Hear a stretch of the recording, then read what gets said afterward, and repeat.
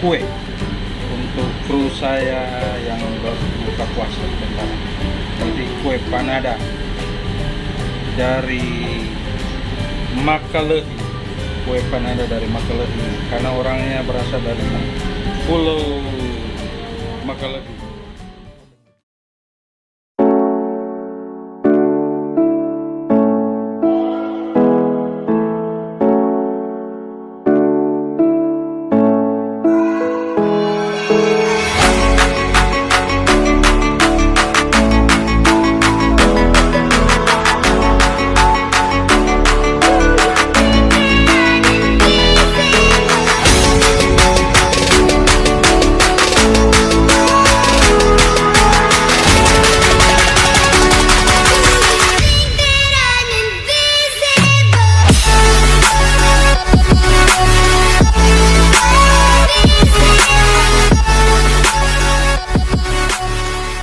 Oke guys, penggorengan panada ini beliau ini kita bagi-bagi tugas karena kita tidak puasa, jadi kita bagi tugas bagian penggorengan.